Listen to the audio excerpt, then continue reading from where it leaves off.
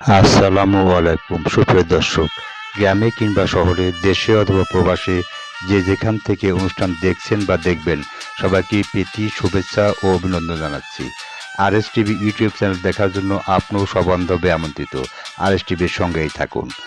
আপনাদের সঙ্গে আছি উপস্থাপনায় আমি রেজাউল করিম, পরিচালনায় আছেন রাসেল সরকার, ভিডিও সম্পাদনা করেছেন রাজীব সরকার, তত্ত্বাবধান আছেন আব্দুল মমিন এবং সঙ্গে আছেন মাসুদুজ্জামান বাবু।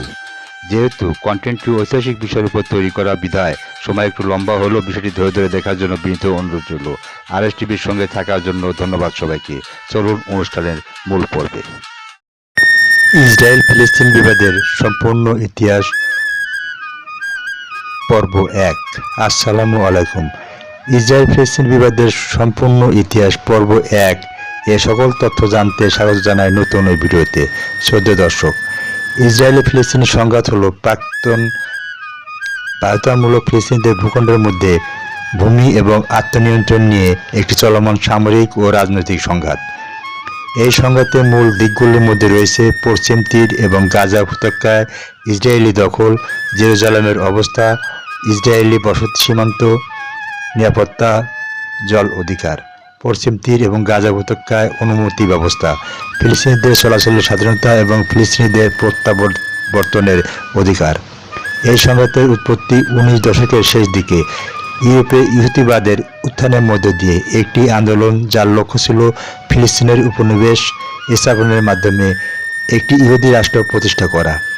1882 সনে অটোমান প্যালেস্টাইন ইহুদি বসতি স্থাপনকারীদের প্রথম আগমনের সাথে ব্রিটেনের কর্তৃক জারি করা 1917 সনের বেলফোর ঘোষণাপত্রে ইহুদিবাদী আন্দোলনের একটি সাম্রাজ্যবাদী শক্তি সমর্থন অর্জন করে, যা ফিলিস্তিনে একটি ইহুদি স্বদেশ তৈরিতে সমর্থন করার প্রতিশ্রুতি দেয়।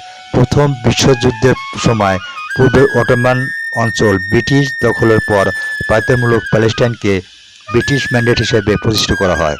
ক্রমবর্ধমান ইহুদি অভিবাসনের ফলে ইহুদি এবং আরবদের মধ্যে উত্তেজনা দেখা যায়, যা আন্তঃসাম্প্রদায়িক সংঘাতে পরিণত হয়।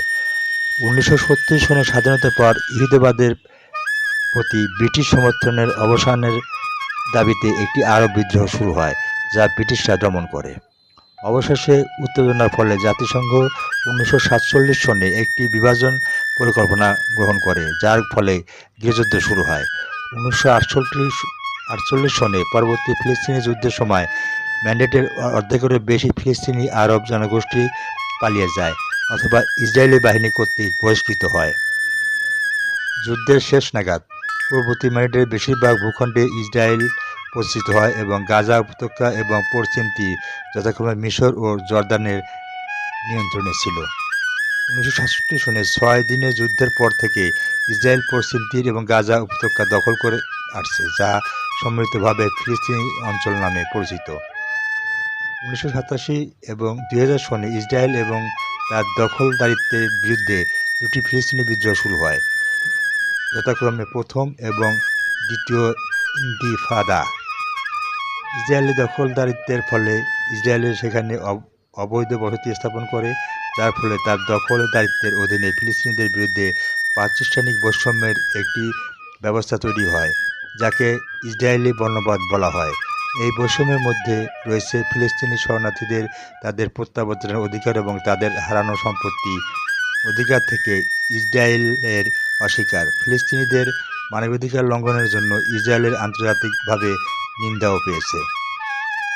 1967 সনের সীমান্তের বরাবর দ্বিরাষ্ট্রীয় সমাধান এবং ফিলিস্তিনি শরণার্থীদের জন্য ন্যায়সঙ্গত সমাধানের ভিত্তিতে সংঘাতের নিষ্পত্তির বিষয়ে 1980-এর দশক থেকেই মার্কিন যুক্তরাষ্ট্র এবং ইসরায়েল ঐক্যমত্য বজায় রেখেছে। আন্তর্জাতিক আইনের ভিত্তিতে সংঘাতের সমাধানের চেয়ে দ্বিপাক্ষিক আলোচনাকে অগ্রাধিকার দিয়েছে। মার্কিন যুক্তরাষ্ট্র এবং ইসরায়েল সাম্প্রতিক বছরগুলিতে দ্বিরাষ্ট্র সমাধানের প্রতি জনসমর্থন হ্রাস পেয়েছে। ইসরায়েলের নীতি সংঘাতে স্থায়ী সমাধানের চেয়ে দখল বজায় রাখার আগ্রহকে প্রতিফলিত করে। 2007 সনে ইসরায়েল গাজা উপত্যকা অবরোধ আরও কঠোর করে এবং পশ্চিম তীর থেকে এটিকে বিচ্ছিন্ন করার নীতি আনুষ্ঠানিকভাবে ঘোষণা করে। তারপর থেকে ইসরায়েল দখলদার শক্তি হিসেবে তার অবস্থানের পরিবর্তে যুদ্ধের আইনের পরিপ্রেক্ষিতে গাজার সাথে তার সম্পর্ক তৈরি করেছে। 2024 সালের জুলাই এক রায়ে আন্তর্জাতিক বিচার আদালত আইসিজে ইসরায়েলের অবস্থান প্রত্যাখ্যান করে, নির্ধারণ করে যে ফিলিস্তিনি অঞ্চলগুলি একটি রাজনৈতিক ইউনিট গঠন করে এবং ইসরায়েলের পশ্চিম তীর ও গাজা উপত্যকা অবৈধভাবে দখল করে চলেছে। আইসিজে আরও নির্ধারণ করেছে যে ইসরায়েলি নীতি সকল ধরনের বর্ণগত বৈষম্য দূরীকরণ সম্পর্কিত আন্তর্জাতিক কনভেনশন লঙ্ঘন করে। 2006 সন থেকে হামাস ও ইসরায়েলের বেশ কয়েকটি যুদ্ধে লিপ্ত হয়েছে। 2023 সনের অক্টোবরে ইসরায়েল হামাস নেতৃত্বাধীন সশস্ত্র গোষ্ঠীগুলি আক্রমণের পরে আরেকটি যুদ্ধ শুরু হয়। যুদ্ধ শুরু হওয়ার পর থেকে গাজা ইসরায়েল কর্মকাণ্ডে আন্তর্জাতিক আইনের বিশেষজ্ঞ, গণহত্যা পণ্ডিত এবং মানবাধিকার সংস্থাগুলি গণহত্যা হিসাবে বর্ণনা করে। প্রিয় দর্শক, ইসরায়েলি ফিলিস্তিনির ইতিহাস। ইসরায়েলি ফিলিস্তিনির সংঘাত শুরু হয় 19 শতকের শেষ দিকে এবং 20 শতকের গোড়ার দিকে রাজনৈতিক ইহুদিবাদের বিকাশ এবং ফিলিস্তিনে ইহুদি বসতি স্থাপনকারীদের আগমনের মাধ্যমে। 20 শতাব্দীর গোড়ার দিকে অটোমান সাম্রাজ্যের মধ্যেও আরব জাতীয়তাবাদের বিকাশ ঘটে। অটোমান সাম্রাজ্যের বিরুদ্ধে যুদ্ধে আরব জাতীয়তাবাদের সমর্থন পেতে গেলে গ্রেট ব্রিটেন ম্যাকমাহন হোসেন চিঠিপত্রে ফিলিস্তিনি একটি স্বাধীন আরব রাষ্ট্র গঠনের জন্য সমর্থনের প্রতিশ্রুতি দেয়। ব্রিটিশ সাম্রাজ্য 1916 থেকে 1918 সনে আরব বিদ্রোহের প্রচুর পরিমাণ অস্ত্র সরবরাহ করে। আরব বিদ্রোহের সমর্থনে ব্রিটিশ সাম্রাজ্য অটোমান বাহিনীকে পরাজিত করে এবং ফিলিস্তিনি, জর্দান এবং সিরিয়া নিয়ন্ত্রণে নেয়। পরে দেখা যায় যে ব্রিটিশ এবং ফরাসি সরকারগুলি 1916 সনে গোপনে সাইকস-পিকট চুক্তি করেছিল যাতে একটি স্বাধীন আরব রাষ্ট্র গঠনের অনুমতি না দেওয়া হয়। 1920 সনে জুলাই মাসে আমির ফয়সাল আরব বিদ্রোহের অন্যতম নেতা রাজা হিসাবে এবং ব্রিটেন কর্তৃক সহ্য করা সিরিয়ার স্বল্পস্থায়ী আরব রাজ্যকে আধুনিক কামানসজ্জিত ফরাসি সশস্ত্র বাহিনী চূর্ণ করে দেয়। যদিও এই সময়কালে ইহুদি উপনিবেশ স্থাপন শুরু হয়েছিল। প্রথম বিশ্বযুদ্ধের পূর্ববর্তী দশকে আরও আদর্শিকভাবে ইহুদি অভিবাসীদের আগমনের আগে অটোমান ফিলিস্তিনিদের ভূদৃশ্য উল্লেখযোগ্যভাবে পরিবর্তন হতে শুরু করে। জমি ক্রয়, ভাড়াটে আরব কৃষকদের উচ্ছেদ এবং ইহুদি আধা সামরিক ইউনিটের সাথে সশস্ত্র সংঘর্ষে ফিলিস্তিনি জনসংখ্যার আঞ্চলিক স্থান চুক্তি এবং দখলদারিত্বের ক্রমবর্ধমান ভয়ে অবদান রাখে। প্রথম থেকে ইহুদি আন্দোলনের নেতৃত্বের ধারণা ছিল ইহুদি সংখ্যাগরিষ্ঠতা প্রতিষ্ঠার উদ্দেশ্যে আরব ফিলিস্তিনি জনসংখ্যার স্থানান্তর জাতিগত নির্মূলের জন্য একটি উচ্চারণ করার। ইসরায়েলি ইহুদিবাদী বেন মরিসের মতে স্থানান্তরের ধারণাটি অনিবার্য এবং ইহুদিবাদের মধ্যে অন্তর্নিহিত ছিল।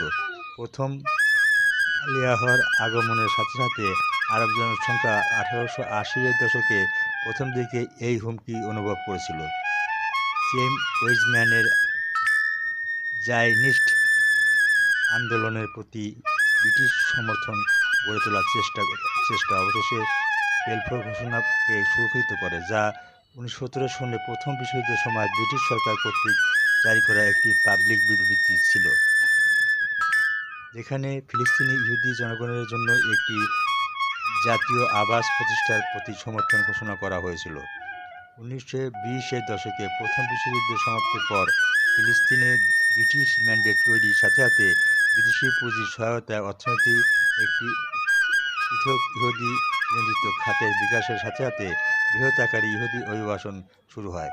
দ্বিতীয় আলিয়াহর আরও উৎসাহী ইহুদিবাদী মতাদর্শীরা 1920-এর দশক থেকে ইহুদি ও আরব সমাজে বিচ্ছিন্নতায় বিশ্বাসী ইহুদিদের নেতা হয়ে ওঠেন। British high commissioner Herbert Samuel কর্তৃক জেরুজালেমের গ্র্যান্ড মুফতি নিযুক্ত আমিন আল হুসেইনি তৎক্ষণাৎ ইহুদি জাতীয় আন্দোলন ও ফিলিস্তিনি ইহুদি অভিবাসীকে তার একমাত্র শত্রু হিসেবে চিহ্নিত করে। 1920 সনে জেরুজালেমে এবং 1921 সনে জাফা ইহুদিদের বিরুদ্ধে বৃহৎ আকারে দাঙ্গা শুরু করে। সহিংসতার ফলাফলের মধ্যে ছিল ইহুদি আধাসামরিক বাহিনী হাগানা প্রতিষ্ঠা। 1929 সনে ধারাবাহিক সহিংসতার দাঙ্গায় 133 জন ইহুদি এবং 116 জন আরব নিহত হয়। হেরবন ও সাফেদে উল্লেখযোগ্য ইহুদি হতাহত হয় এবং হেরবন ও গাজা থেকে ইহুদিদের সরিয়ে দেওয়া হয়। শ্রদ্ধেয় দর্শক, ইসরায়েল ফিলিস্তিনি বিবাদের সম্পূর্ণ ইতিহাস পর্ব 1 এই ছিল আজকের পর্বের মূল বিষয়বস্তু। ইসরায়েল ফিলিস্তিনি বিবাদের সম্পূর্ণ ইতিহাস পর্ব 2 দেখার জন্য আপনারা আমন্ত্রিত। এখানেই বিদায় নিচ্ছি। RS টিভির সঙ্গেই থাকুন। আল্লাহ হাফেজ।